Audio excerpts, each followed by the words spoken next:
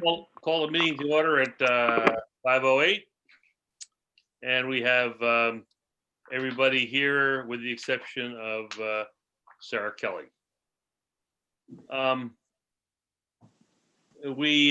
Jesse sent out to you again late this afternoon the minutes from the last meeting.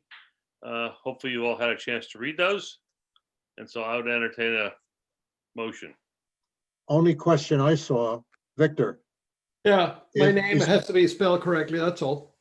That's one, but I also saw in the description of what you guys did, disparity. Is that the right word in there? Yeah. Okay. Thank you, Sorry, Frank. Victor. I think I know how to spell your name. I know you do. I know you do. Slip of the finger. Or the eyes.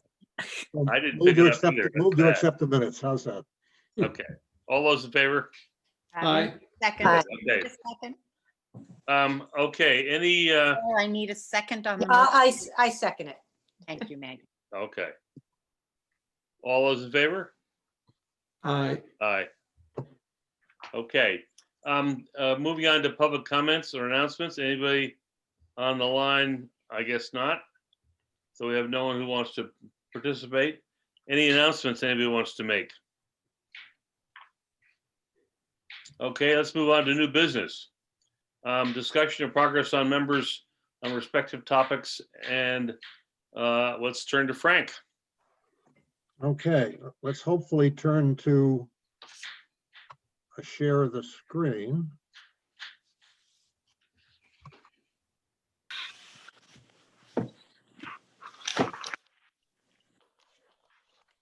Beautiful. Hang on a second. You'll That see looks that, beautiful. Beautiful, yeah. Good sunrise. you'll see that again from the beginning at the end.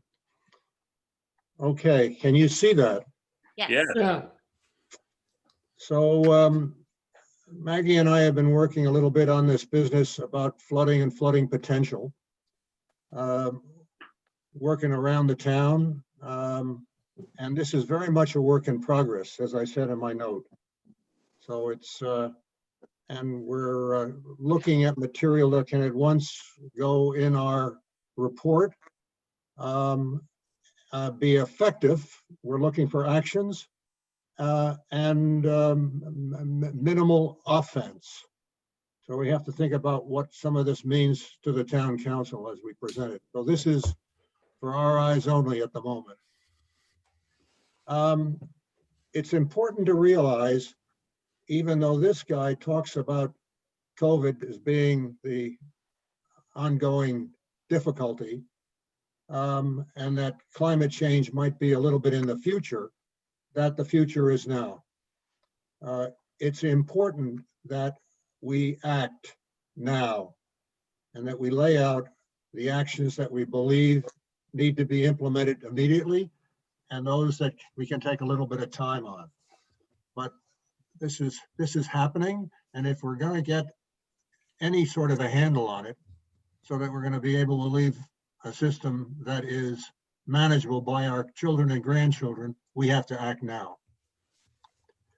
I put this up because we got into a little discussion, Maggie and I, about the differences between sustainability, which is part of our name, and adaptation. And Maggie, if I recall correctly, favors adaptation. I think we were given that sustainable business because what you hear is about sustainability, the ability to carry on, to keep on with the systems that we have for as long as possible, as opposed to adapting to a new situation. I suppose it's a little bit of both, and you'll see it through the writing, if you didn't see through the writing, that I try to include both. Resilience, another part of our name, task force name. I love it. Capability of a strained body to recover its size and shape after deformation. Ability to recover from or adjust to misfortune. Hang on one second, I think.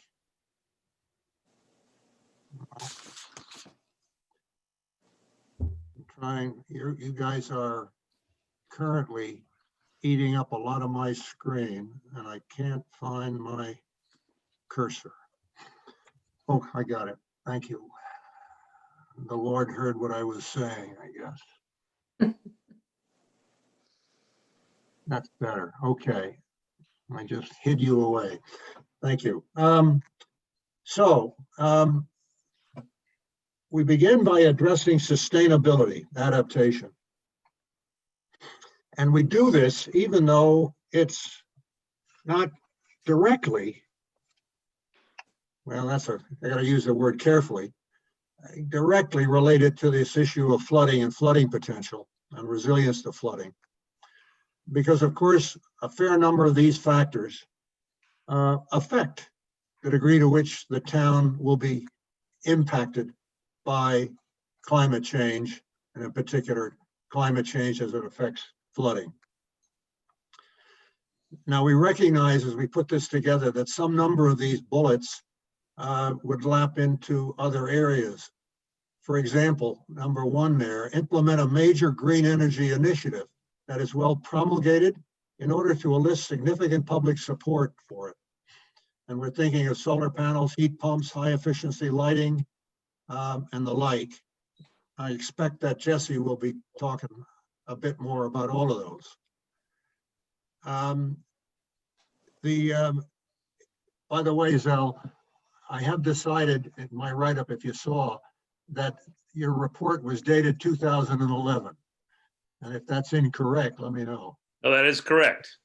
I think that one of the things that we need to get done somehow, probably in collaboration with planning and maybe public works, is to get a good handle, quantitative handle if possible, on the extent to which some of those task force recommendations have been implemented. Oh, there's a giggle. That ought to Okay. be easy. Okay. Complementing the green energy initiative, the town should establish building codes that favor the construction of energy efficient green buildings that are environmentally responsible and resource efficient from construction through their life cycle. And there's a whole flock of literature on it. I just listed off one here for you to take a look at it. Building codes and building permits is something that's gonna ride through this from beginning to end. You'll see it. We'll get back at building permits a little further down the line here when we get over to our section on resilience. Collaboration with Eversource and Groton Utilities. Construct a solar array panel on the site of the closed waste management facility. We think that was a great idea, and I don't know why it hasn't been carried on it.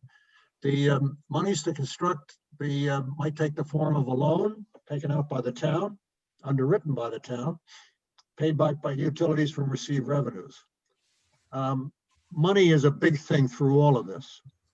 We'll, I'm sure, hear a lot about it when we put some of these out for review. Phased replacement, no longer than 5 years, of all public vehicles by electric or green powered vehicles. If they want to ride bicycles, that's fine. Me bikes, not e-bikes. Carefully review the town-wide grounds maintenance protocols. Very often we see people out there mowing bare ground because it's Tuesday and they're scheduled to mow that ground, for example. Also, think about ground cover. Back in the old days, Mickey might remember Bill Nearing's lectures on what we should have on our front lawn, and it wasn't green grass. And so we might think about the character of ground cover on some properties. Provide residents with a tax incentive for the installation of green energy systems, solar panels, and possibly wind or battery systems. It seems like a pretty reasonable way to go and to get started on it, but for the fact that people are going to be arguing, particularly today after COVID, that there's no monies for anything like tax incentives. If anything, they're going to raise the taxes. But it may be possible to get some grants to do this sort of thing. Oh, by the way, parenthetical statement early on that Sarah picked up on. We have not, in our listing out here, both resilience and sustainability segments, said anything about hiring personnel, figuring that's going to come out of the task force. But we certainly favor the hiring of someone really dedicated to these efforts, probably in the planning office. Mass transit, one of Zell's favorites. We need to really be more active in that whole business about the development of an efficient, regular public mass transit. I'd love to ride a bus to work. Avery Point is on the route. Even bus even comes by up here, but I couldn't tell you when. And when I do figure out the when today, it isn't often the when tomorrow. And I think Mickey may have seen the same sort of thing. Working on partnerships with adjoining towns. It's been getting better, but it's still not as really tight as I think it ought to be. We think it ought to be. To coordinate response and shared risks, you'll see downtown Mystic is certainly a shared risk, and the preservation of contiguous open space lands. And into this may come coordination with NGOs like DOSA, the folks that want to save up the Nature Conservancy, maybe even the state, deep. Implement designs for pedestrian and bicycle-friendly roads, quote, complete streets. The street isn't just for the automobile, it's for bicycles, it's for pedestrians. I can tell you there's some walking areas in Mystic that are pretty hazardous for the pedestrian. And I take that little statement there about all travelers have equal rights, whether driving cars or riding bikes, from a sign that was all through Cambridge, Mass, when I was riding a bike at grad school. It's important to remind the drivers of that fact. And it might even be something that ought to be added to the state driver's license test. I'll bet you a buck if I asked you folks what the state regulations are for how far a car, how much room a car has to give a bicyclist, you won't know, but it's in the regs. 2.5 feet. And It's it's the law. not, and it's often not even recognized by the police.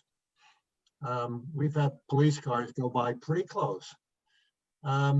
Require bike stands at all shopping areas, public buildings, schools, and new office complexes. It's tough to find a place to hide a bike, to secure a bike. Very often in some of the bigger shops, I'll walk around with a bike on my shoulder. It'd be nice to have a secure bike stand outside. Recognize the value of open space lands. That would go without saying today after the COVID. If you take a look at our open spaces and how well they're filled up every day. And their capacity to absorb carbon dioxide, which we're trying to reduce in the interest of global climate change, filter pollutants in the air and over land, reduce the impact of intense rainfall and associated runoff, direct effect on flooding, and ameliorate the effect of high air temperatures, cool the surrounding areas. You know, if you walk through the woods in a hot sunny day, it's a lot cooler. And we added in this contribution to the mental health of the public. I think Bluff Point, Barn Island, Haley Farm really helped during these times with the mental health of the public. One that's sort of outside my area, but it's sort of an interesting one to think about, is favor the reuse of existing infrastructure and the redevelopment of previously developed areas to reduce building pressure on undeveloped open space lands. For example, Crystal Mall is going off the air, my thesis right now, going off the air because Amazon's putting them out of business, or the like. They start changing what they're doing. They start having a lot more empty shops and the rest. Benny's is out in the Groton shopping plaza. Suppose we took a look at some of those shopping plazas like Groton and thought about their possible utility as a planned unit development. We rip out Benny's and we build some housing, maybe low-income housing. And we put in a few trees, of course. We dress up the area a little bit. It goes without saying. You think about if that place was housing, the residents could walk or easily handle a cart to just about anything they want, from the liquor stores to TJ Maxx to the Big Y to the post office. Don't need cars. We'll try to reduce the need for the automobile, whether it's electric or petroleum hydrocarbon. Now, we got some difficulties on that, and this whole business about the economics of all of this comes back to haunt us again and again. We got into some discussions we don't need to go into tonight about mature economies and what it means, what it might mean if we didn't have to keep growing an economy. But in addition, we may have to seek some assistance in the modification of the state taxation system, which currently depends too much on personal property tax, which really forces you to develop your open space land. Frank, to interrupt you, Frank, to interrupt you a second, is that the town of Groton has rezoned the Benny's site to mixed use. And Oh, so wow. it's on the books now for at least that particular area to be Good. redeveloped into mixed use, which is exactly what you're talking about. So there Yeah. is some progress. Yeah, that's sort of interesting because I thought of Benny's as I drove by it yesterday to the bank, and look, I say, gosh, if we just tore that thing out of there and started dressing this place up, it's a few more trees, we might see better use for it. So I'm glad to hear that. Okay, so much for sustainability. And as I said, I apologize. We apologize if we stepped on some of the other toes, but it's just as we walk through. And there are a few other areas that we could get into here, but for the moment, that's it. So let's move into resilience and flooding. And it goes something like this.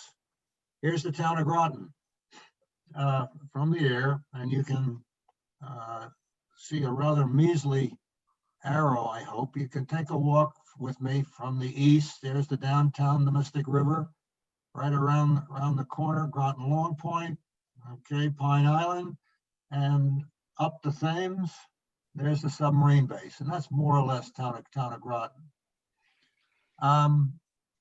I would add probably when we do this report style, I'd probably add a topographic chart so you can see where the high grounds and low grounds are.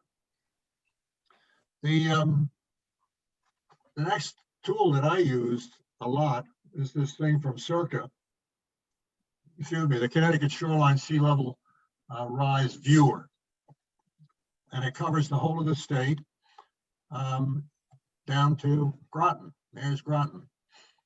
Now, the blue area around the edge there is water and is active area.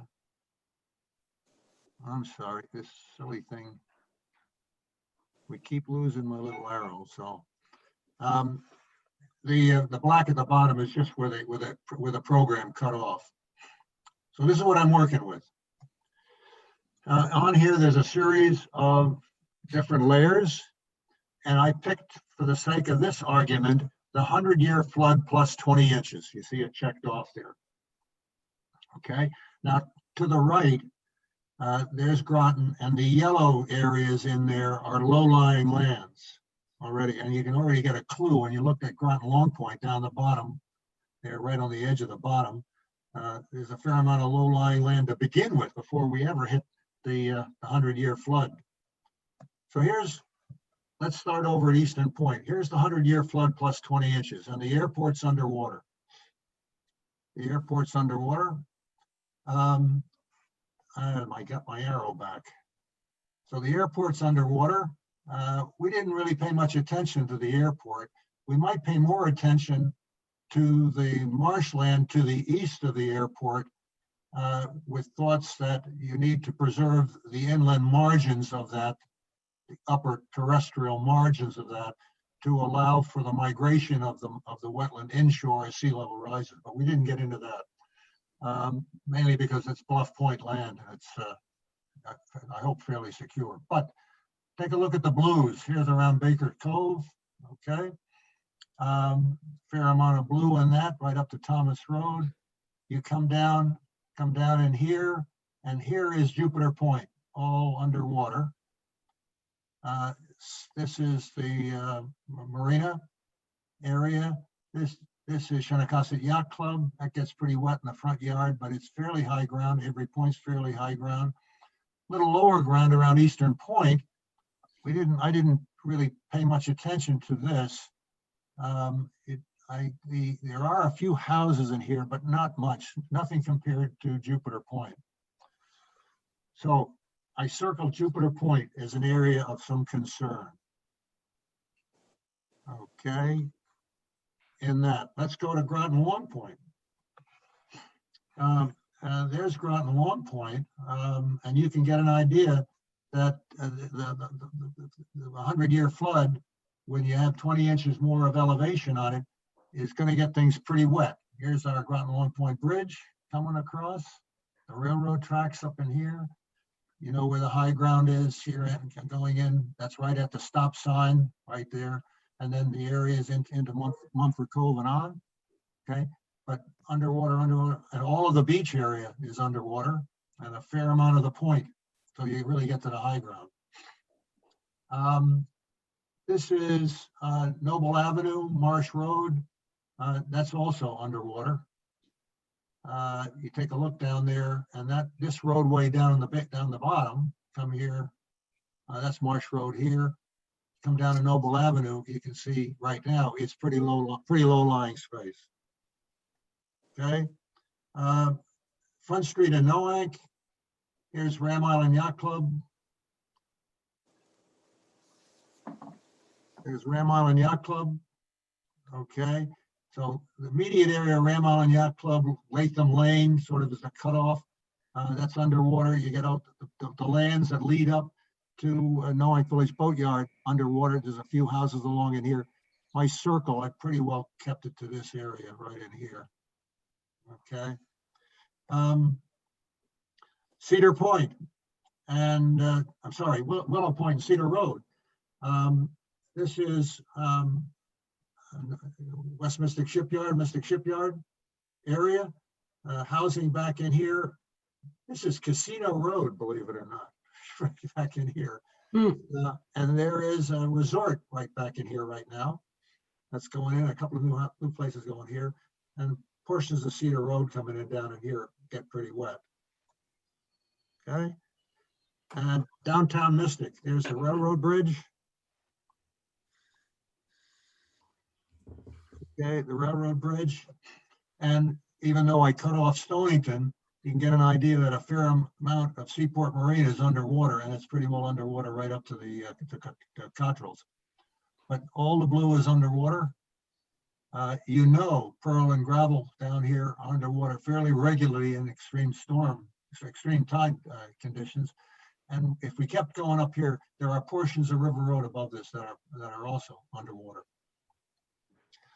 So we defined from this survey our walk around the coast, these critical areas: Jupiter Point, Groton Long Point, Noble and Marsh, Front Street, Noank, Willow Point, Groton, the downtown as defined, and portions of River Road. And if you go into the town GIS and start playing, you can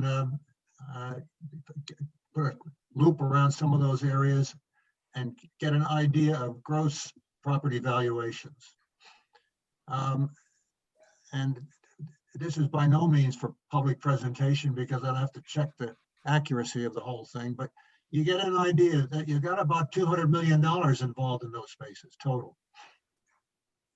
And Groton Long Point alone is $123 million. Now, just for the sake of argument here, the top 10 taxpayers in Groton right now, Pfizer pays $300 million, Electric Boat 287. And after that, the Marion Group, the Groton Development Association, the Exit 88 Hotel LLC, the Mystic Marriott, they're all on the order of 13 to 25 million.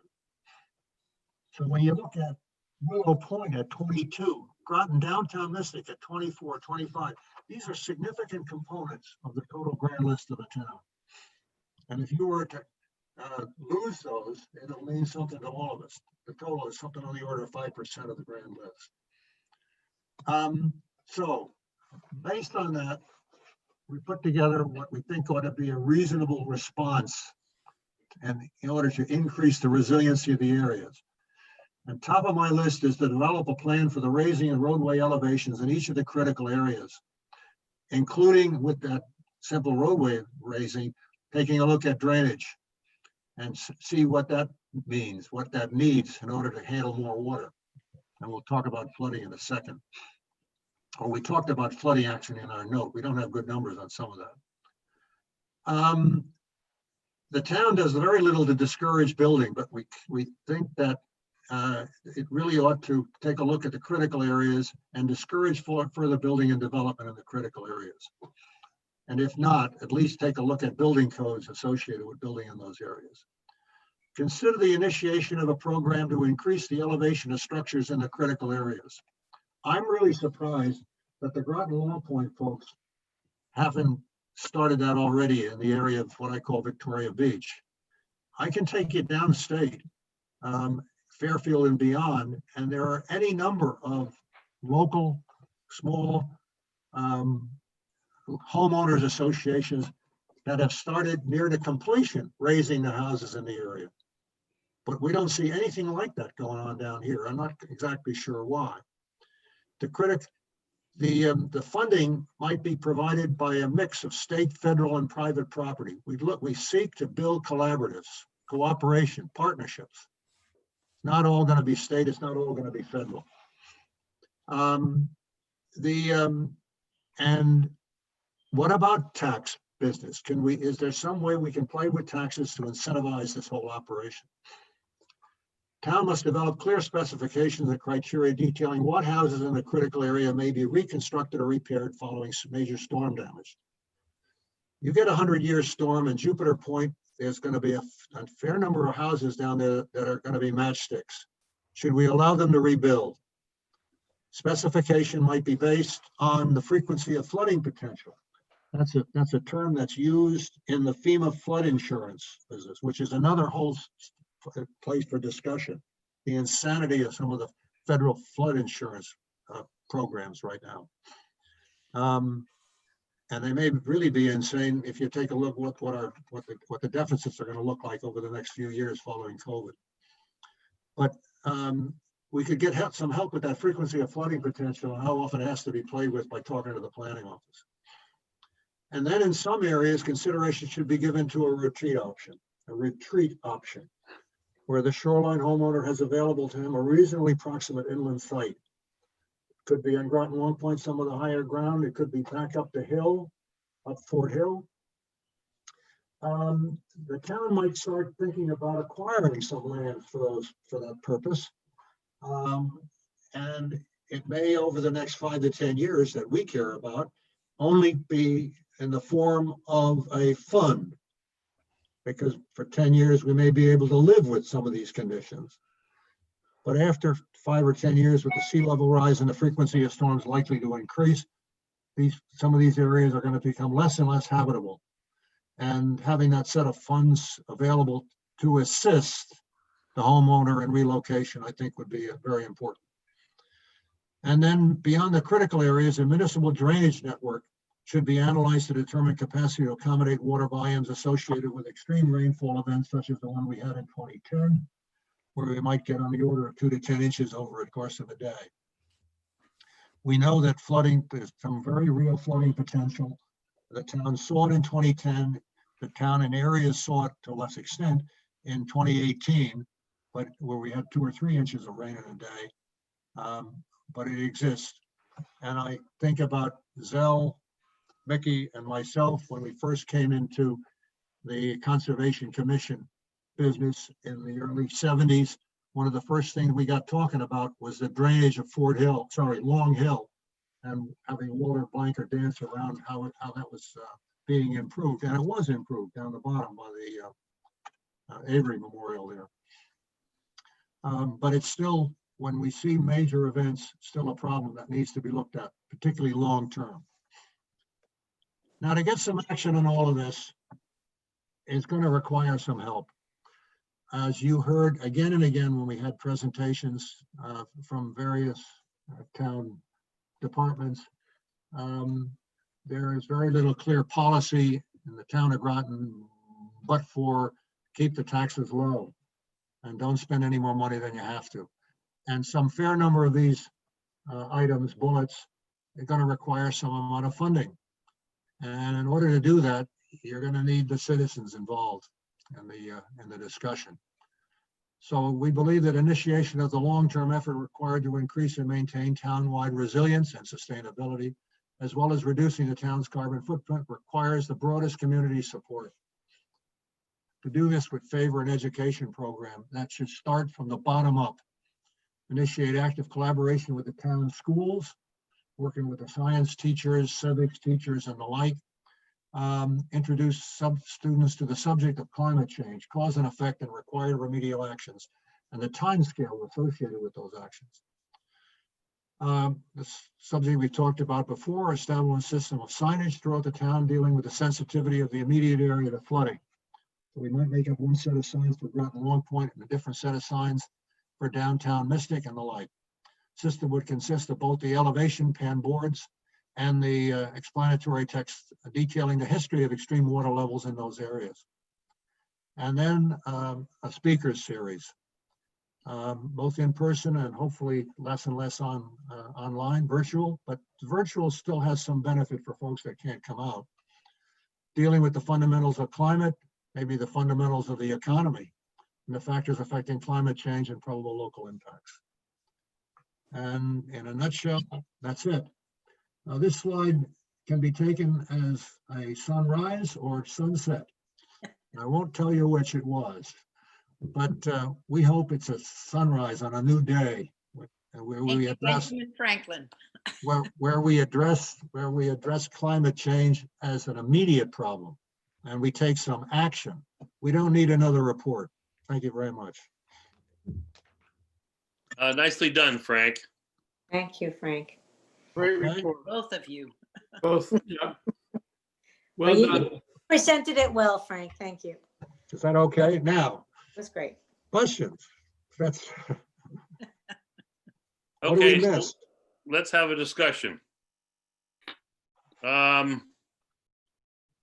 So Frank, I just have, these are really unimaginative questions, but the areas where you would consider road elevation should probably be done in conjunction with everything that pertains to the area that road services, either businesses or residential areas, because obviously elevating roads and not elevating properties and things like that, or businesses would be futile. So that makes that particular solution pretty significant, because they both have to occur simultaneously. That's true, Victor, in some areas more than some other areas. But it is it's the argument that was used, or the statement that was used.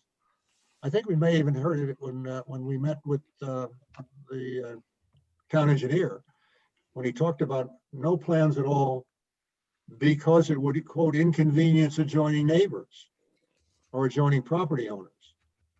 And I think that could very well, number one, I think it's a bit overblown.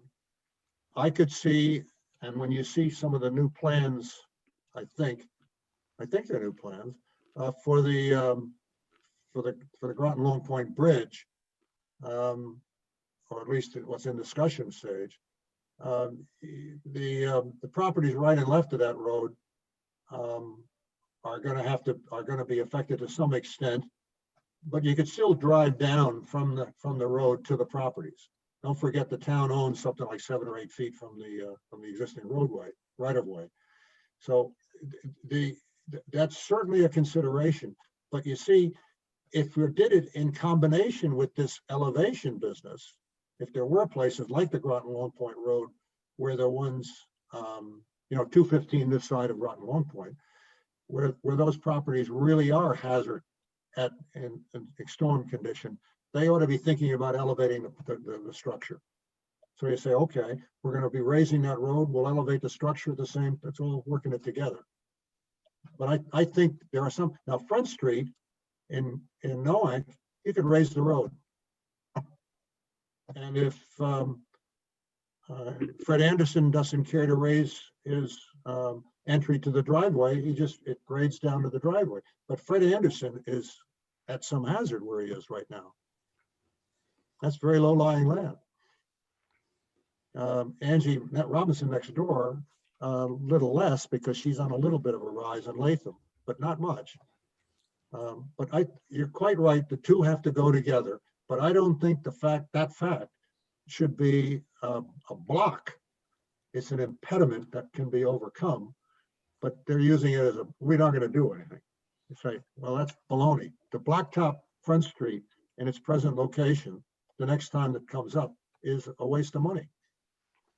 You know it's going to get wet, and you know the freeze-thaw cycle is going to destroy that blacktop in short order.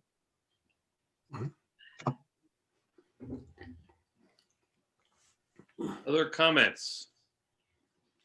Number one, thank you, Maggie and Frank, for doing this. I think what you have given us is a great sort of matrix to try to put more specific recommendations in. I think, and I would ask Victor this, the one area, I mean, there are other areas, and I think perhaps most importantly, omitted from this, which wasn't your charge at all, is sort of the human health and Right. that whole component of sort of sustainability and going forward and addressing climate risks to, you know, I mean, you talked about cooling and stuff, but Right. all of those kinds of risks. But I think it creates a matrix that sort of what I'm going to say in a little bit fits into very well. And we've got to come up with something that allows us to start to pull this all together. And I think what you've done does do that. I think there are things that needed to be added and explained within it, but I really appreciate the effort to then, because what I was able to do is then say, oh, well, this is where what I was saying fits in to what you have already outlined. Oh, Good. thanks, Jess. Yeah, it's a great report.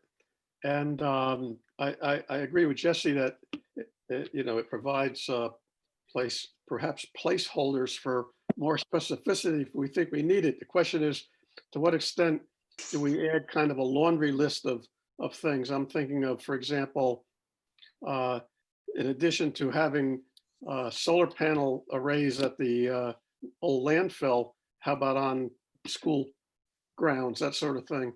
Oh, yeah. On rooftops, yes, I agree. Rooftops and parking lots. Yeah, I also was thinking that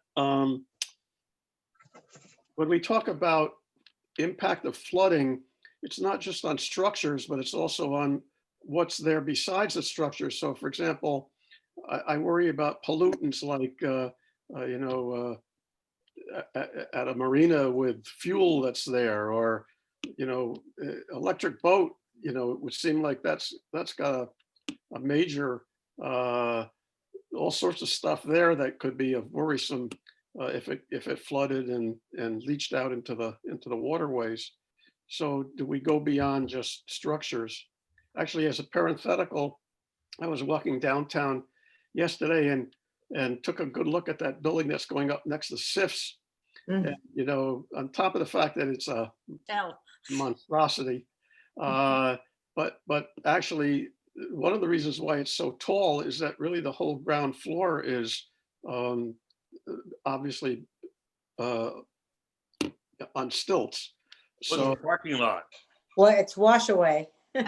It's a wash away, breakaway wall. Required. yeah, Yeah, They're gonna need it. well, they're going to need it. I mean, the question is, yeah, that was a How long- positive. In my how long mind. can you run a business that way Yeah. when it goes underwater once a week?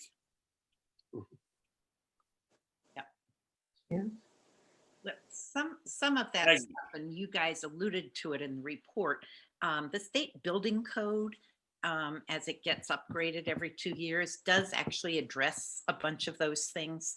The adoption of the 2020 building code got delayed because of COVID. I mean, it's been tentatively adopted, and there are things within that are going to be seriously challenged. And I think it's one of the things that when you guys talked about building codes for Groton, we can add to the state building code.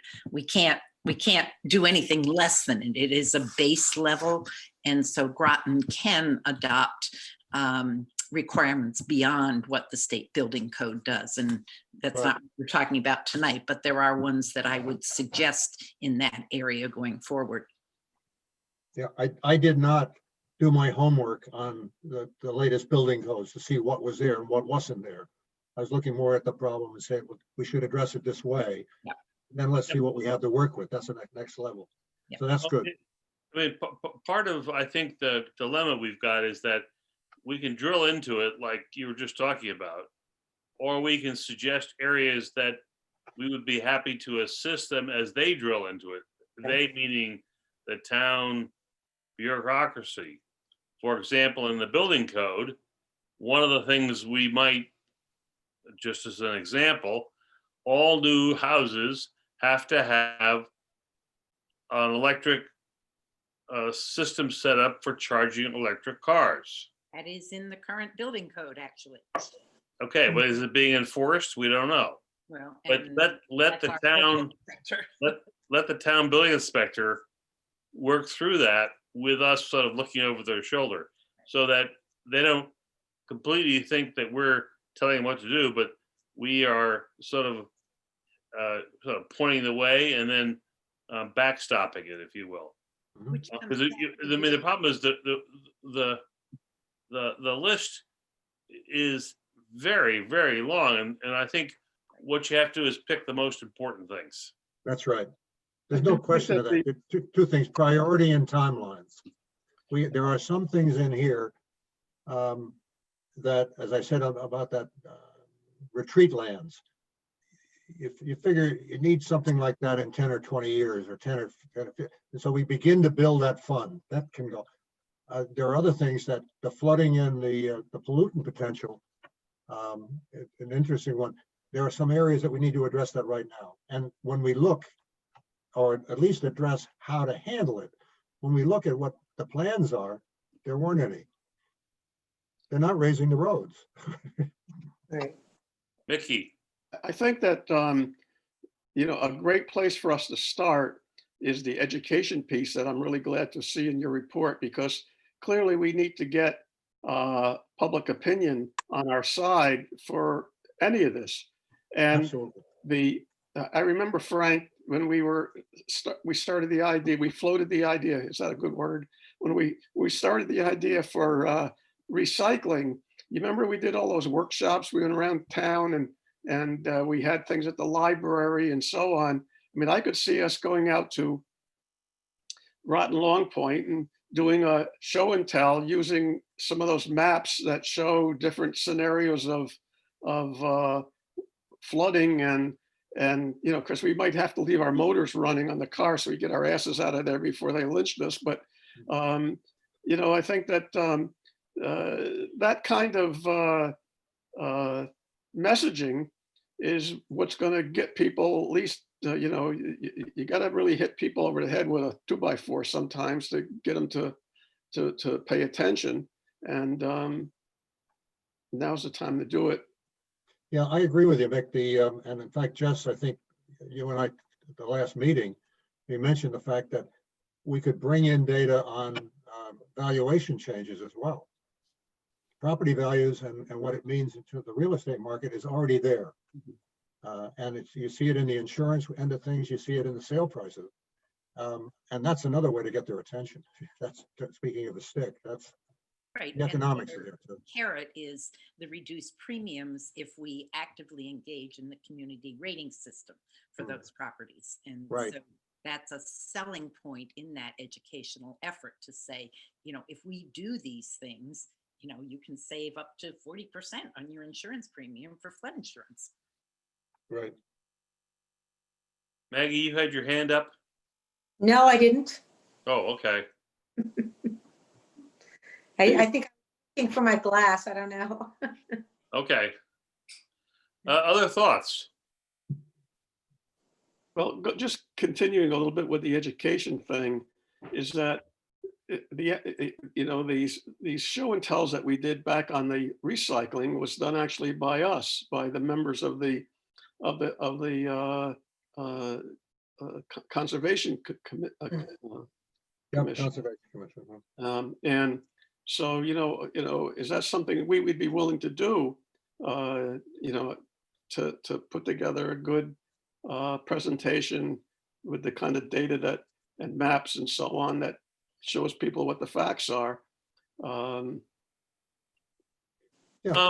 think it's a good idea, except I think we're going past the day of the Conservation Commission doing this thing. I think what we got to do is we got to get a permanent staff on board in the town, and we'll help them, but the town's got to do it.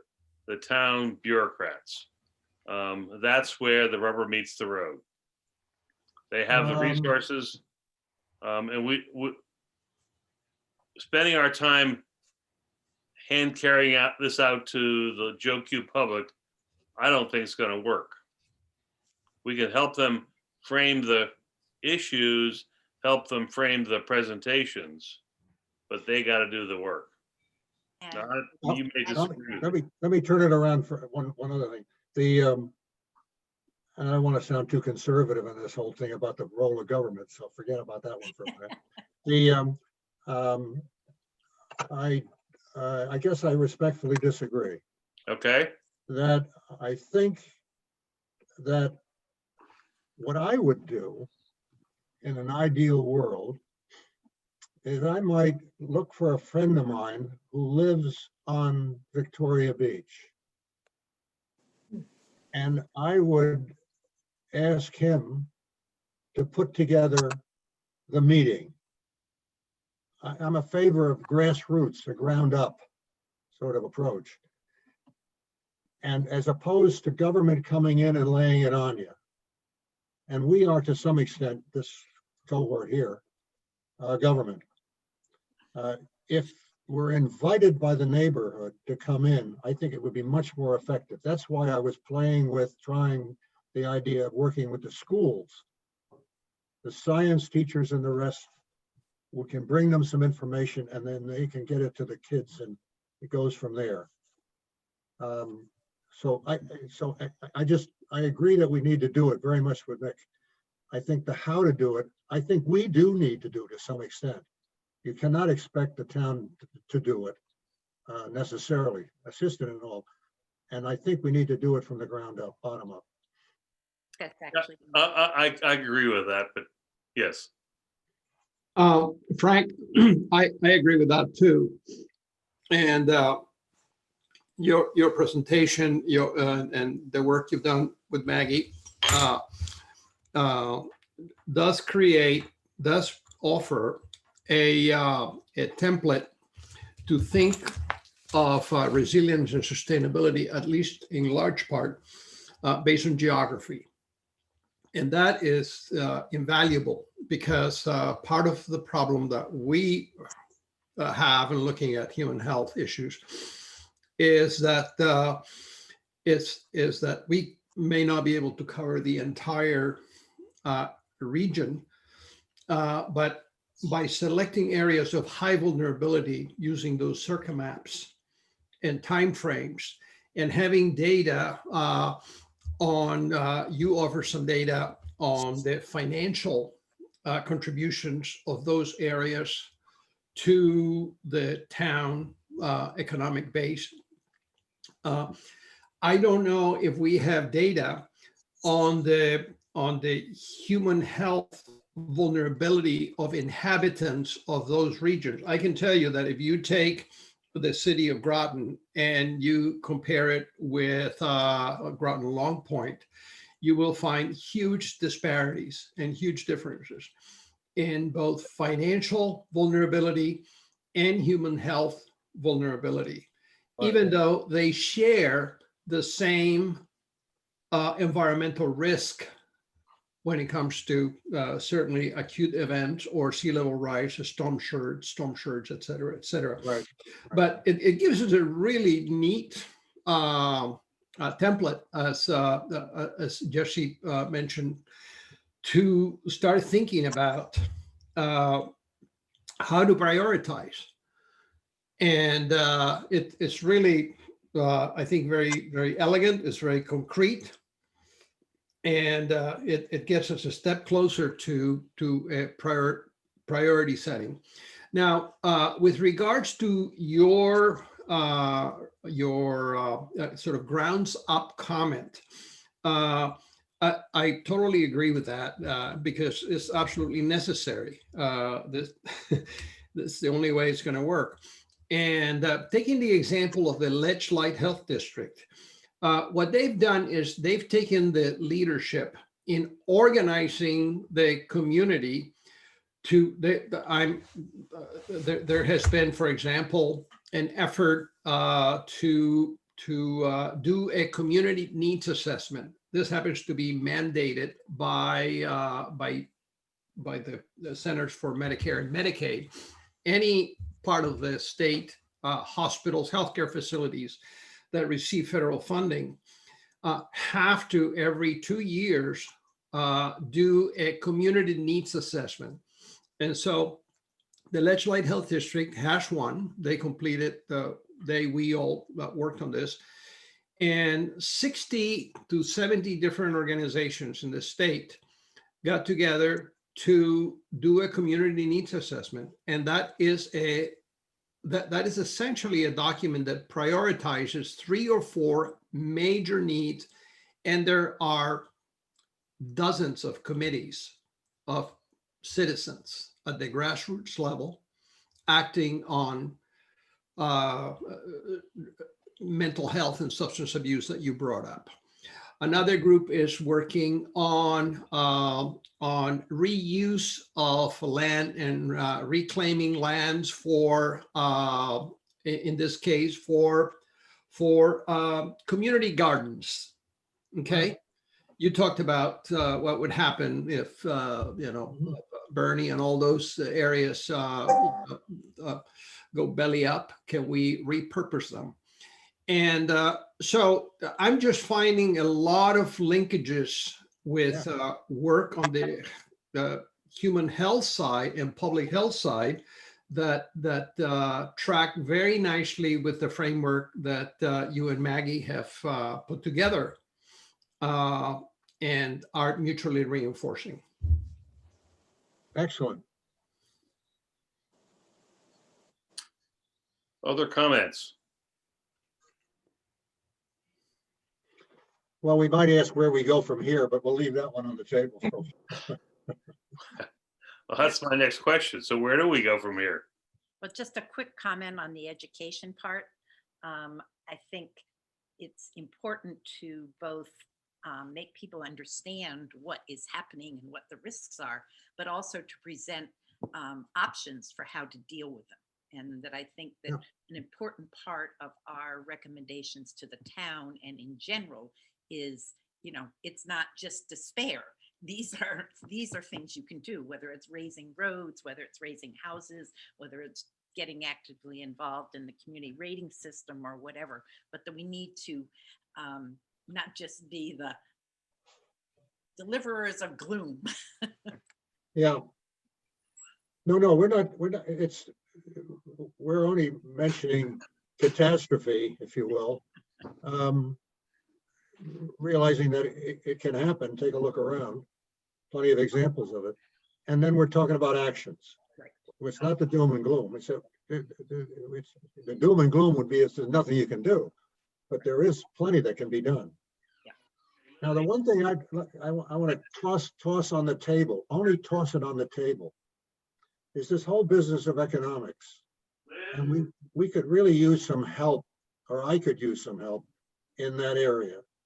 I have a brother-in-law who is a Paul Samuelson economist, and I expect to have a chat with him. But the whole concept of Right then. Well, I'm sorry, I gotta get this thing here.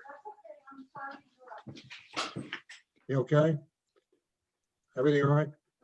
Yeah, we had people knocking at the door, Oh. so I had to Uh, do something. The, uh, if we could direct someone, or this, we have this soul that's hired and he's talking about economics, or a politician that talk about the realities of talking about changing tax structures and where you might get your money to incentivize. It's economics is a major component in all of this and going through it.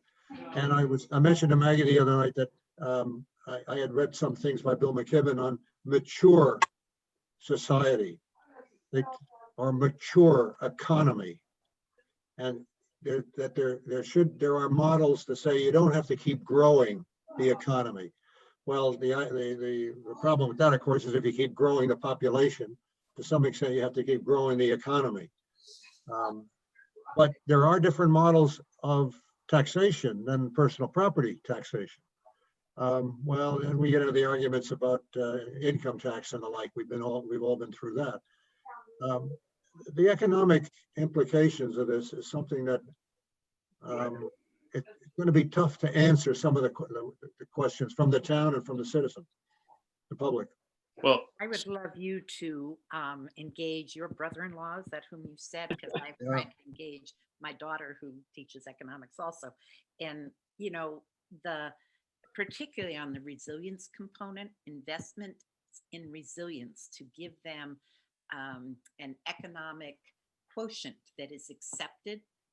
We have that for energy efficiency. We know if we do X, Y, or Z, you will reduce your energy bills or consumption by X, Y, or Z. But Right. probabilistic economics is not a field that has been developed. And that wonderful webinar that you had put on communication, what was it, 2 weeks ago or something? And Yeah. that was really highlighted by that group of people.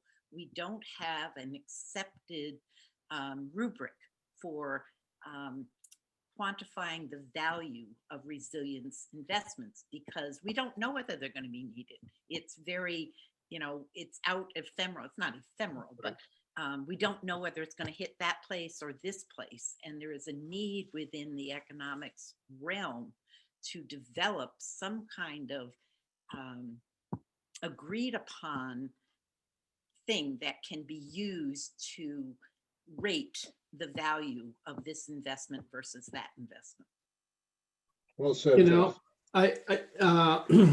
Zell referred me to a webinar. This is probably a year and a half, maybe 2 years ago, that did exactly that. And I have to dig into my files, because they went as far as offering help in modeling the economic value of investment A versus B versus C. And at the time, everybody in the call understood exactly what they were talking. And I think they were talking about what you're saying, Jesse. So I'll see if I can dig that out. But going back to Frank's point about this economic thing, it's a dicey issue, because if you take Groton Long Point and if you take the city of Groton, very different contributions to the tax base. Okay. Mhm. The question, and what I think is going to be very difficult, is to reconcile the priority of shoring up our economic resilience as a town, which may well favor, okay, let's invest in Groton Long Point, and because 11% of our tax base comes from that, but a twice the size geographic area does not have the same contribution. And so I'm thinking that we have to come up with some principles that the town would have to follow. And there have to be a sense of fairness and equity in the way either tax incentives or low interest loans, or any other distribution of the common assets are allocated, not just based on what we're going to get economically in return of that, because then that would say just, screw poor areas, and that we cannot have that. No. No, but yeah, I hadn't really thought too much about the lower income areas. And I'm not talking about lower property value, I'm talking about lower income areas. Yeah. For the most part, in terms of the resilience and flooding, although there is some area along the shoreline there in City Groton, the Aquatic Plains and City of Groton are okay, flooding wise. So then we get back to, but if you jack up taxes in any way to build roads, raise houses, whatever, in Groton Long Point, it has to be done in a way, or you have to think about how you do it, that the reward to the lower income areas is commensurate with the investment. And it may be that, and that's where we may get into differential tax rates or something. That gets another talk about another bag of worms. But Victor raises a very, very interesting point there. All it does, thank you very much, is add to the complexity of the economic issue. But right. No, but this is not a foreign concept to economists. I mean, the whole tax system is means tested. Some people pay a lower proportion, others pay a much higher proportion. The question is, how do you allocate? And some people object to using tax incentives or disincentives as a quote economic redistribution of wealth. But we're just going to have to think about something that is reasonable and that could be acceptable by the majority of the public. Right. I think part of our problem is that a lot of this has to do with what the state law allows the towns to do. For example, the property tax whole thing is basically managed in terms of how you do assessments and how often you do them and so forth by state law. And it's not clear to me, and we'll have to figure this out, and maybe one of you all knows, how we would really get somebody like the town council to change that within the confines of the community. Because remember, our basic duty here is to respond to the town, and I suspect a lot of this stuff is going to have to come from the state. But maybe Jesse, you have a better sense of that. One thought, but the equity issue gets raised in my head immediately. But the legislature, when we were trying to promote solar installations, there was a state act passed to say that the value of solar panels on a home could not be added to the value assessment for tax purposes by a town. And I was sitting here thinking, and through this discussion, would one want to contemplate doing the same thing for resilience investments by property owners? It becomes tricky because most of the places that Frank sort of highlighted in that are pretty high income areas. But there are precedents for doing that kind of thing, to not change. You do need state permission. They have to grant you the authority or they have to dictate to you, which we did in the case of the solar investments. But it's something to at least think about. Yeah, but it would give me a nightmare. for example, I see the solar investment is to some extent easy to do. Right. And very often that does not increase the sale price of the house. Right. It may But the be in resilience some ways will. more attractive. Whereas if I jack that house up, Yep. I got a completely different issue going on here. No, and that's why I And- say the And the equity. town, of course, and particularly if the town goes into a partnership that I was proposing. Yep. The town would like to see some benefit of that investment in terms of long-term return in the form of some tax dollar. Yep. So yeah. No, I'm saying I'm not sure it's the right model, but Right. that is a model that has been used. Understand. I'm just, I'm not sure if but whatever investments you make into making your home more energy efficient, particularly solar systems, do not have an impact on the market value of the property. I can tell you that the companies that are promoting installation of solar systems use that as a line item in their promotion, that the property value is increased because not only is it an asset that you add to the property, but it has a tail that is, I mean, my energy bills all of a sudden have gone, when Jesse, you have the same experience. Yeah, they've gone from $160 to $9 a month. You know, Yep. that's a major impact now. Yeah. Well, it's something to think of, another complicating issue. Yeah, it is. We Well- have to, one thing I have to say, Bolin has to say, he's making like Sarah tonight.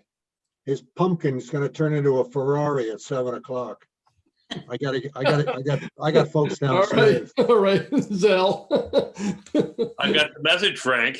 Thank you. Okay, well, okay, the final thought here I have on this is that I think what we need to do is continue to work this and then see if we can figure out what is the quote, the low hanging fruit.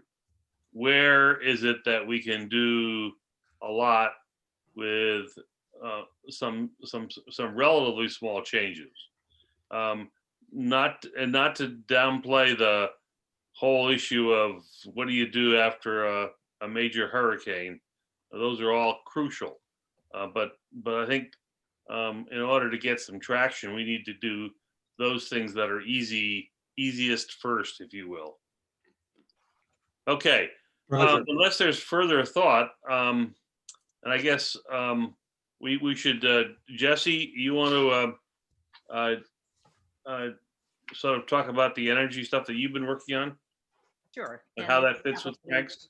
And Probably is Maggie? consistent with what you just said, because what I've tried to do is to be not low hanging fruit, but what are concrete actions that we could take to reduce the energy profile of the town. Jesse, could you get closer to the computer? Well, I'm actually going to share a screen here, but it's not as fancy as what you guys just did. But let me see if I can get this here. Where is it?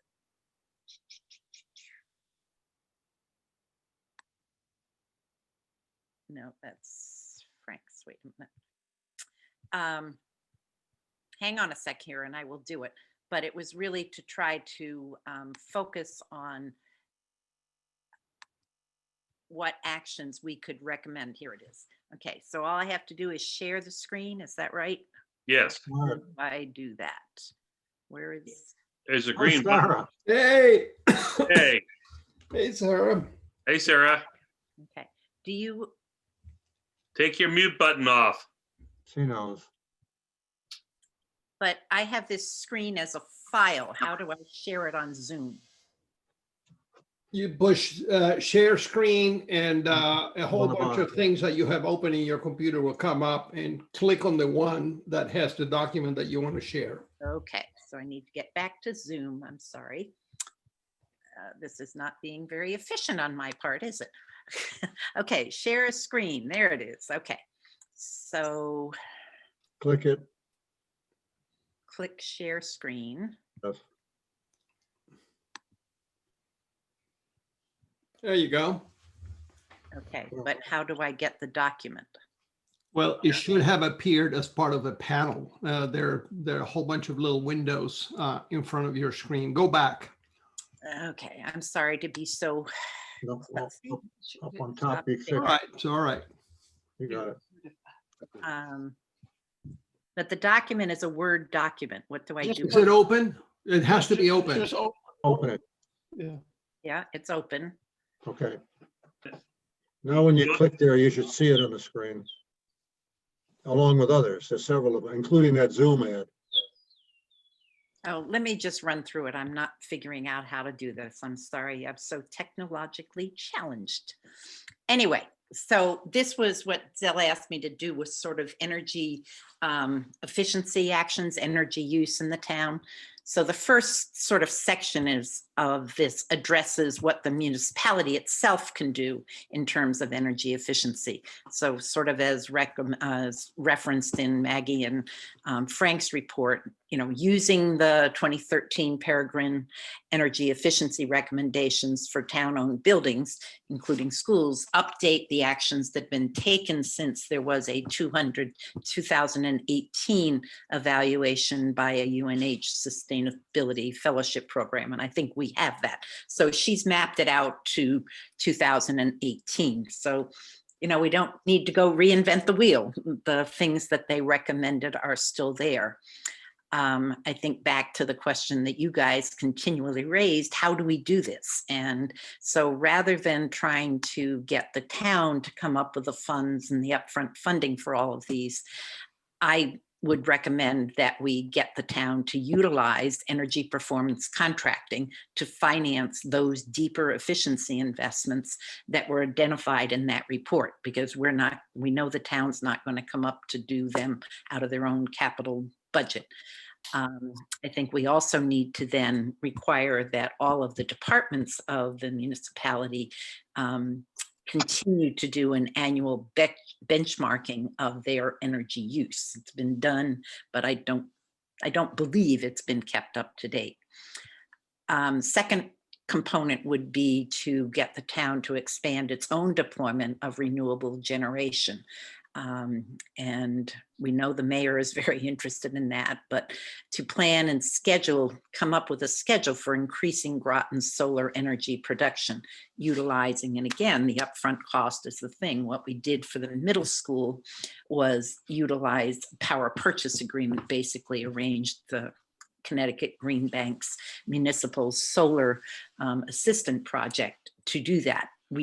The town doesn't benefit as much economically from using these arrangements, but it means it can do it. So we get the reward without quite as much saving. Also, the idea of the town creating RFPs for third-party financing through a combination of using what are known as ZRECs, Zero Renewable Energy Credits, that the utilities award, and virtual net metering opportunities.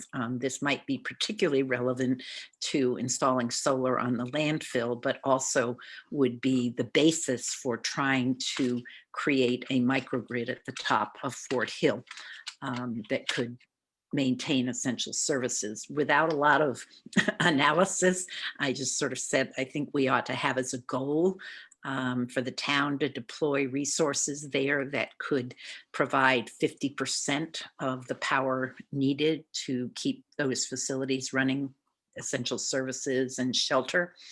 But to figure that out, and one of my problems with this is a couple of these things really should happen very, very quickly. But I think we could, for very little cost, contract to have somebody do an initial site assessment of using the energy needs. We have all of that information and consumption up there as to what would be required to provide those essential services, and what are the potential sources of generation in addition to those that are already up there that would be needed to do that. And if one could come up with that initial proposal pretty quickly, I think the town could then develop a far more significant RFP to hire somebody to develop the specific scope and the sequential plan for the development of a microgrid. And like other towns that have done this, that would be a step-by-step process. And as we all focus and hope on different climate in DC come January, that having such kinds of things in place with initial proposals or whatever would put the town in a good position to apply for funding if it comes forward. So I think that is something that the town would need to start to act on really, really quickly, because it's not just solar. And do you guys know, there's not a swimming pool in either the high school or the new middle school, correct? No. Okay. No. So, you know, solar is one thing. What is the site possibilities? It is a good site in terms of orientation for solar, the top of that area. You know, fuel cells have another potential, but you need to come up with something that would use the heat from them to make them at all cost effective or just not crazy. So then I think a second step for the town would be to take steps to say we are going to become an active member of the clean energy community, Connecticut Clean Energies community. We are signed up, but we have done next to nothing to actually follow the steps that are a part of doing that. And the goal of the Clean Energy Communities program is to reduce energy consumption by 20% by 2025. One of the things that I wish I could show you here, but we have the data on what the energy consumed by households and businesses in the town is in the state. But Groton, in terms of trying to reduce that by taking advantage of programs that exist, lags very, very significantly behind neighbors. And I picked out Stonington and Waterford as example. So for instance, one of my recommendations would be that the town launch a town-wide home energy solutions audit campaign, particularly focused on low and moderate income households. Groton has 3% of Groton residents have taken advantage of that. 19% of Stonington residents have, and 15% of Waterford residents have. And when it comes to businesses, Groton has 6% have taken advantage of these opportunities, 28% in Stonington and 22% in Waterford. So there's an enormous potential there for taking advantage of that. And sort of coming back to some of our equity concerns, if we specifically focus that outreach to low and moderate income households, if you look at median incomes in Groton, a whole lot of households would qualify. Median income in Groton, I think, is 51,000, something like that. And for the home energy solutions to be totally free, that audit, rather than paying the $100, a household of 6 could have an income of $89,000. A household of 4, $67,000. So I think there is a lot of ability to get that to do. There are some other specific things that are particularly appealing right now, because all of those audits are free till the end of the year, because they're starting out with a virtual process, but hopefully we're going to get beyond that and we can get back to in-home kind of stuff. But they can deliver the light bulbs and the shower heads and all that kind of thing, but the more thorough things do require an in-home audit. Groton, yeah. Somebody have a question? No, okay. The rebates and subsidies provided to Eversource customers are significantly better than those provided by Groton Utilities, but they do provide them. So that's sort of homes and businesses, but in addition to the utility programs, I think Groton could undertake a public education campaign with, and this can be business entities, including multifamily, residential, et cetera, to get those entities to utilize the CPACE, the Property Assessed Clean Energy program that pays for the upgrades by an assessment that's added to the tax assessment of that property. And it actually, I mean, this is a big initiative of the state, 8 years ago or something. And so there are banks that will work with those entities and will provide first payment, or first, what do you call it when you have a lien? It's not subordinate. It is the primary one for those investments. And so it's financed out of the reduced energy costs of that facility that it's had those upgrades done. A couple of others that are, well, one that's very, very short-lived, but right now, part of that program from the Green Bank would enable any business that was doing that kind of investment to qualify for a free EV charging station, because all of these things have kind of fallen under the cloud of COVID and are not proceeding the same way. And Green Bank is trying very hard to keep them going. So if a business in Connecticut took advantage of the CPACE financing, they would qualify for one or more electric charging stations. But there is a time frame on that, so it's probably not a huge thing that we can recommend. The other part of it is, okay, how do we increase renewable generation in the town? And Groton has not taken advantage of many of the programs that exist for that. The Green Bank has a solarized program where the town would sign up with the Green Bank to promote massive or multiple solar installations in the town, and they do a lot of the marketing, all of that kind of stuff. And many towns in the state have, I don't know what to say, have dramatically increased the amount of residential and business solar under solarized Groton campaigns. And so to accomplish all of that, I was saying to Zell earlier today, I think we need to look at the job description of the new hire that we hope the town is going to put in their budget to work on some of these kinds of issues, to include overseeing those two specific campaigns that could be very immediate, the home energy solutions audit and the solarized campaign, and to then really establish working relationships with Connecticut Green Bank in particular for the financing opportunities within it. Short and sweet. Comments? Thank you. Jess, you mentioned a lot of programs about a survey of my house sort of a thing. How do I know about them? Well, that's the problem. People either have to know, and that's why I'm saying if we had a town-wide campaign to say, have you had a home energy solutions audit on your house? Right. For you and me, that costs $100. And the value of what they put in the house exceeds that. They replace Sure. light bulbs, all that kind of thing.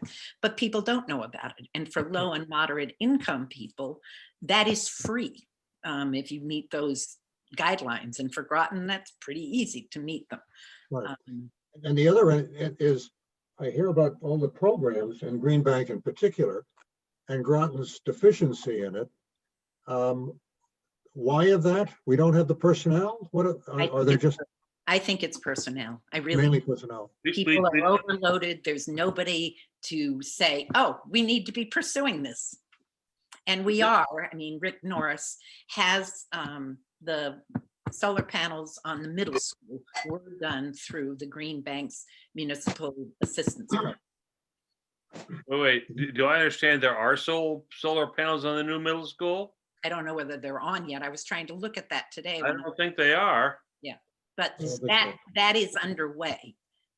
It needs to be. And so when the roof on the high school needs to be replaced in not too distant future, that should be a part of that process. And while I wish the town would come up with the capital to invest in these up front because it's far more economical, at least if you use these programs, it's not costing the town any money up front, and it is saving them some. It's just not saving them as much.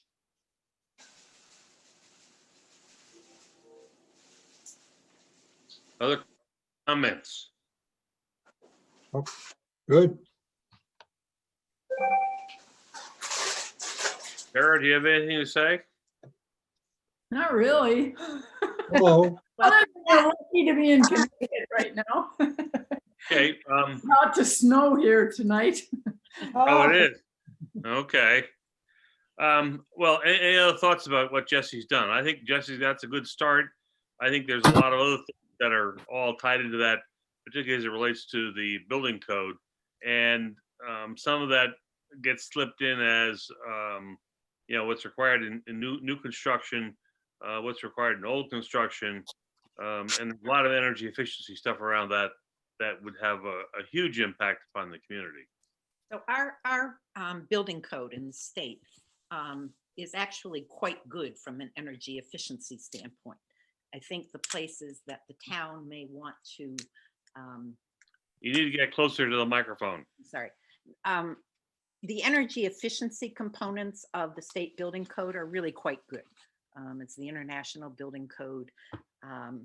Enforcement is a huge issue, and I have no idea what the quality of building inspector in Groton's enforcement is of that.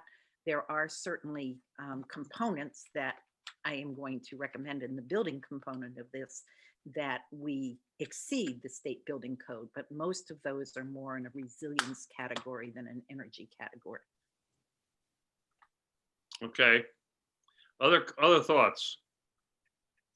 Jesse, the program that you mentioned that had a goal by 2025 of reducing overall town energy costs by, was it 20 or 25%?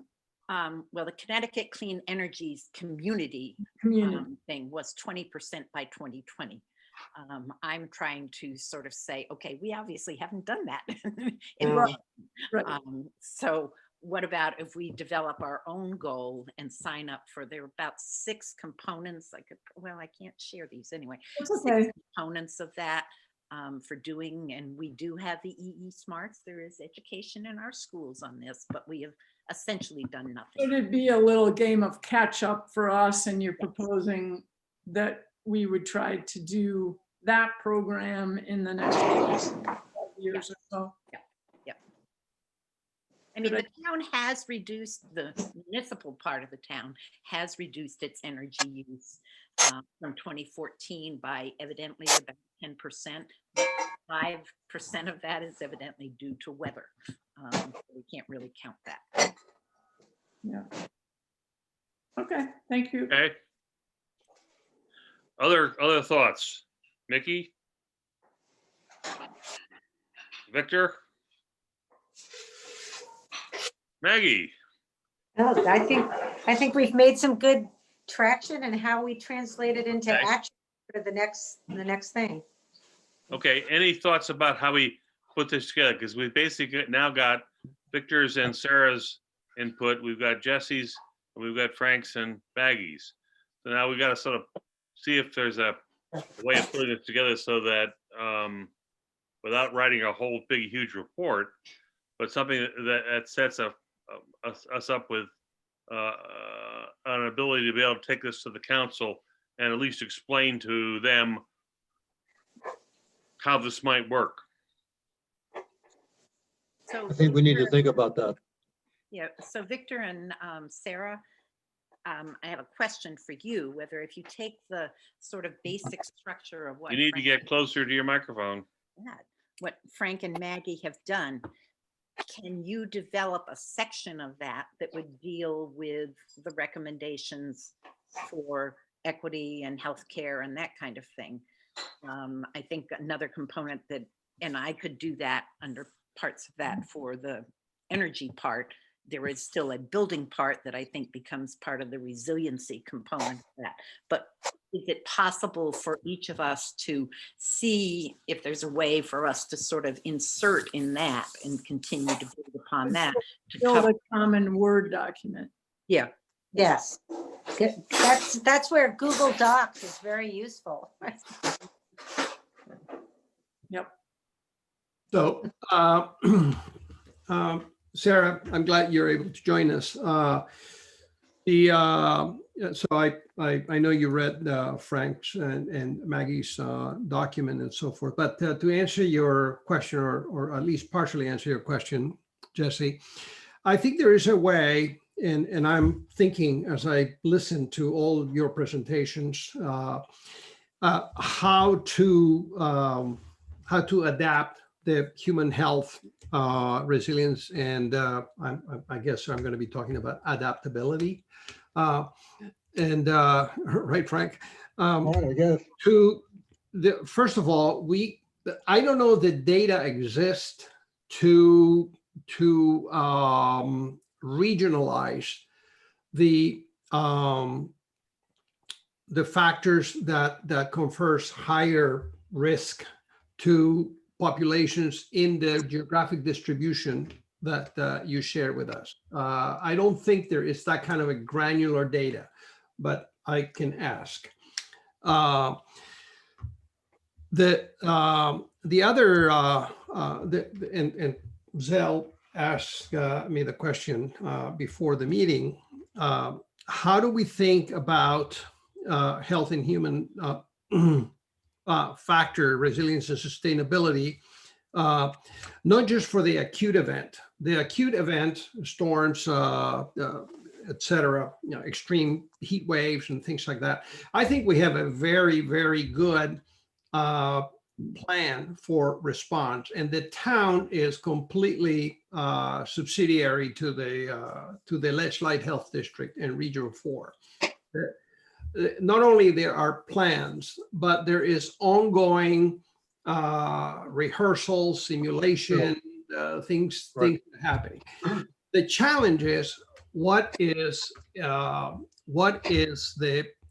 the town do to enhance human health resilience and sustainability or adaptability to the slow, almost imperceptible climate change effects on human health. And that is a question that is tougher to answer. And Sarah and I have not had a chance to really sit down and brainstorm about this, but there are programs that essentially build the resilience and sustainability of populations at highest risk. And what do those programs focus on? Lowering the rate of obesity, particularly childhood obesity, reducing smoking rates, addressing issues of mental health and substance abuse, addressing chronic and increasing inactivity, air pollution, the whole chronic stress, the whole list. All of these have very specific plans under the Ledge-Light and the state chronic disease prevention. Now, when you bring it to the town level, the question, what can the town do? I think on the educational front, to borrow from these programs, educational materials and broadcast them and communicate them would go a long ways. The other idea that you made me think of, Sarah, you and I need to sit down offline and really start thinking about this, is that community health assessment that I mentioned before that is required by the federal government to send funding to healthcare organizations in the state does have some priorities. And they had to choose 3 or 4 areas. I can tell you mental health and substance abuse is one. Number 2 is diabetes and obesity, but especially the prevention of diabetes is and the other is unequal access to care by low-income racial ethnic minorities. And all of these are very objective. we can assess what is the capacity of in Groton to provide access, for example, to preventive services, to immunizations, early detection of chronic diseases, a whole list. And we have the private sector, and we have, for example, community health centers that take care of everybody, regardless of health insurance, ability to pay. And so the kind of interventions that shore up that population resilience and sustainability, health sustainability, are policies. And Joe Courtney and others have to help us bring funding to shore up community health centers. Okay. My That point is, here, so go ahead. my point here is that we've got to be able to explain to the town council why what you just said is related to climate change and our resiliency and sustainability. And I'm not saying we can't, but I'm saying that's the challenge. So Well, I heard Victor talk about chronic effects, and we have obviously been stressing in the flooding end of things, the acute, but chronic is very real in climate change as well. Heavier rainfall, more likely flooding sorts of things. They're events, but then Well, you there's get the to whole issue of things like mold. increased temperatures. Yeah. well, but I think that the angle here is not say climate change is making you health vulnerable. There is one condition that has been attributed to climate change, particularly higher temperatures, and that's a new form of kidney disease. That's the only one New form of what? of kidney disease. Kidney disease. Okay, is extreme heat induced, and that is the cause. But when you think of the message here is that we have a very vulnerable population to the myriad effects of climate change, okay, acute and chronic. And all of these are costly, and we are all going to be paying for this unless we increase the resilience of the population. And for that, we have to have a population that is healthier. So Okay. Sarah, Sarah? A couple things. So, I mean, first off, I agree with the points you made, Victor, of, really where this sits is at the Ledge Light Health District. Mhm. For a lot of what gets implemented or done in the zone 4 from the standpoint of the state, and not necessarily at a town level. So what exactly are you looking for December 8th? Are you expecting to have every single section having a draft or something complete? Absolutely not. Okay. I don't think, no.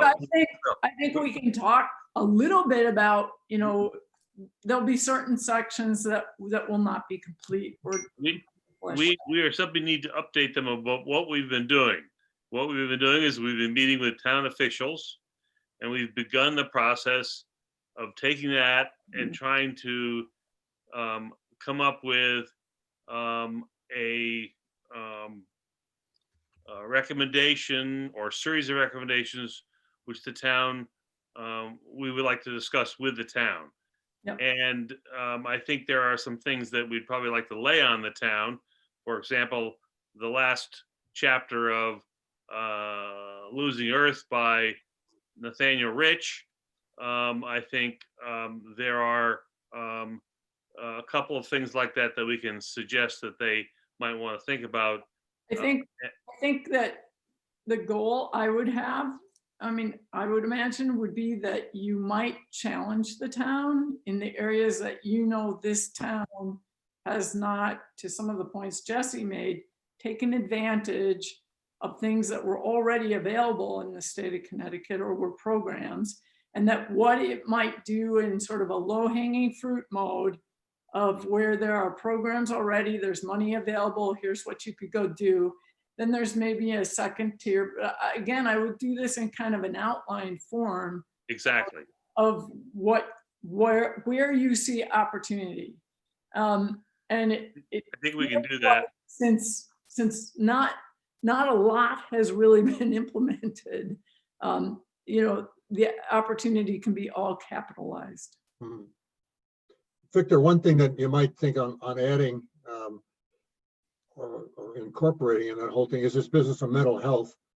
What the COVID has taught us is there's a fair amount of stress in the community based on or building out from uncertainty. And one of the things in climate change, one of the things we're looking at around here, we talked earlier about the probability business, is the uncertainty. And increased uncertainty in community has the potential to have increased mental health issues, produce mental health issues. So that's one of the reasons I think why we want to address it, because you talk about costs. Yeah. A lot of costs there. Yeah. Yeah. Jesse, do you have any thoughts? Well, I have one thought, which is whether each of us in the area we're working with, and that was what I tried to focus on tonight. And I think Patrice and John Burt sort of asked us that. What kind of specific recommendations might we want to present to the town council? And we were going to try to meet with them beforehand, but my guess is the town council is going to want some idea of what at least near-term agenda might be. And we've obviously identified hiring a person to help with all of this on the town staff is probably our number one priority, I would guess. That's that's clearly my number one priority. But to then be able to say, and then this person could do X, Y, and Z in these areas. That's correct. Certainly introduce that. Again. Okay, Now, so speaking of meetings, though, yes, remember what I said to you a while back about we're trying to avoid any embarrassment or putting any particular town department in the corner, particularly I think planning. And so I think communication with them, I'd suggest that we really think to talk to. Here's my Before thought. the My thought is that I would request a meeting with John Burt and Patrice probably early next week, and with Jessie, because she came the last time, and talk through with them a little further about what their expectations are, and then lay out an opportunity for each of us to make a very short, concise sort of so they remember who we are. And that's basically, I don't think we can do a whole lot more than that. The expectations, you might also try to sound out tolerance. What will they tolerate? If I come in and say I want to build a rocket station top of Fort Hill, Yeah, and give you all the reasons why, it's pretty unlikely they're going to tolerate it. And if in some ways we really put off the council by calling for staffing, it's the same old baloney that we've been hearing again and again, and they want more help for this, that, and the other thing. Then we might be politic to step carefully in that area. I don't know. I think the mayor was really saying, that's okay. That's okay. That's what I want to hear. The reason for the meeting prior to December 8th would be to take some concrete suggestions in each of the area that, not the rocket station, but what Right. else might you concretely suggest, and we'll fly it by them. And if they say, ooh, that's going to be, I can just see the pushback, so that we get a sense of what we can most effectively get a positive response to on the 8th. Yeah, Our goal is to build some confidence in us and the part of the council. exactly. yes, and I think they need to come up with the idea that they might need another person to help them implement some of these things. If we can give them a list of some of these, we have this matrix, as Jesse said, that was a good word, of all these different things from each of us, and we can, we don't have to prioritize, but we can pick out what we think are the key ones for us, and if these are things that we think are doable, then maybe they'll realize that they can't do it alone. They're going to need some help. So I think that might be a way to build confidence and let them come up with that idea, or we can, so that we're not shoving anything down their throats. I mean, it's pretty clear that Patrice, the mayor, thinks getting help is really important. It's Yeah. clear that John thinks that's important, but it's not Okay. clear the rest of the council thinks that's important. And part of the problem has been that there's been maneuvering to offload various people in various departments to other departments with the effect of having not gotten a whole lot done. And so I think there's a sense that by our saying, we think we need to have a full-time person at a high level. Part of that reason is to gather money so that the town can do a lot of these activities. And it's an economic reason for doing it. Okay. And that will spin off in having, I hope, some real impact on what they do going forward, both in terms of mitigation, but as well as resiliency and adaptation. Right. I think that sort of to the point that Maggie's made, running those two programs, a solarized Groton and a home energy efficiency solutions kind of campaign in the town, that person would pay for themselves Right. automatically. So I think if there are ways in other parts of what each of us is working on that we know of grants that could be applied to that, opportunities, matching funds, even Sustainable Connecticut has Exactly. the dollar matching. And what's not happening is the town doesn't have the personnel to pursue those opportunities. Because, see, I mean, what we were told right up front, you can't use any town staff. And then, so I have to go back to the town manager and say, well, can we speak to the department chairs? Oh yeah, you can do that. You can't ask them to do anything. So they know what the problem is. And then you go talk on a really informal basis at some of the directors, and they'll say, look, the town's already given us way too much. We can't do what we got. So it's a dilemma. Mm. And the other thing I was going to say is that from what I can see, both the mayor and the town manager are 100% focused on what the hell to do with this virus. I mean, they really are putting a rock on a hard place. And it goes everything from what about doing sports, schools, testing? How do we keep our people safe? How do we provide services? And they really are on a scramble.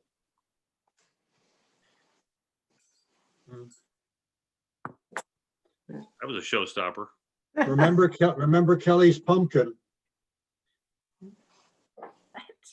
4 minutes. 4 minutes. Kelly's not in town, but her pumpkin is parked in Scott Lane. Is that what ending at 7 is referred to? Okay. So, Thank you very much. Okay, so Jesse and I will try to meet next week. I would like to try to sneak in a fairly brief special meeting with you all sometime at the end of next week before our December 8th meeting with the town council. Absolutely. Do we have any problems with that? Not as long as it's brief. Well, we'll try to keep it Will brief. be available. Pardon? Yeah. The pumpkin will be waiting. Yes. That's right. Pumpkin's available? Okay, something like Thursday or Friday, Wednesday or Thursday next week? You back in town, Sarah? Yeah, we'll be, Wednesday would work. Late Okay, Wednesday or Thursday could work. okay. I Good mean, work. I know Victor and I have got to get back together and talk about what happened tonight. And Yeah. Are you in Minnesota now? Are you in? Yeah. Okay. Yeah, we can hold before then, maybe Monday or Okay. Tuesday. So the Well, one thing, listen, just real Frank. quick, Michelle, if I can you- give you one very brief report that you saw in the agenda. There is nothing to report on the Groton Long Point Bridge. except that last Wednesday, prior to our meeting on Thursday, the chief engineer from AECom lost his job. Oh, AECom is the principal contractor for the job. The town threw up their hands, canceled the meeting. They have no idea how this is going to proceed, Yet another delay. We're going on how many years now? 12? I don't at know. least. No, not 12, on the Lost order of his 8. job because of the COVID related, the revenue, blah, blah, blah, shortcoming. I don't know. Jesse, so just real quick before Zell and I meet with John and Patrice, if any of you have other specific kinds of things you'd like us to fly by them to get a reaction, could you let Zell know? yes, please. Okay. Okay, I've got 1.5 minutes before the pumpkin leaves. Anything 50 else? seconds, actually. Go ahead. Anything else? What are you to be known for? You know, I was going to say I sent you all around the little Climate 21 project paper, which is what the new administration in Washington is thinking about. And I can't help but think there's going to be a lot of money flowing into the community. And so it is really important. And I'm going to lay this on Patrice and John, that we get our act together. Yeah. Because the last time this happened, it was a mess. And in fact, the task force came and went, and the town was still fiddly-faddling around doing some of those reports, which I didn't think ended up being very well done. So that's my concern. Anything else? I would entertain a motion. So moved. Second. All those in favor? That was Very you. Listen, well. everybody have a good Thanksgiving, and for God's sake, stay well. Yeah. Happy I have- Thanksgiving, everybody. I have to tell you, I had set up a meeting and had a meeting today with Representative Courtney, and he's got the virus. And so we Zoomed, but I mean, this is a very serious business. How did he look? Did he look reasonably? He actually looked and he didn't fall asleep, and he actually did a really good job, and we had a really good 45-minute discussion That's amazing. around the That's train. amazing. Around the train proposal, which I will at some point relate to you, which we're making some very slow progress on, but significant progress. Good. Well, okay, so a vote to adjourn? Stay well. We Stay already well. did it. Yeah. Okay, Safe travels. thank you very much. Bye-bye. Bye.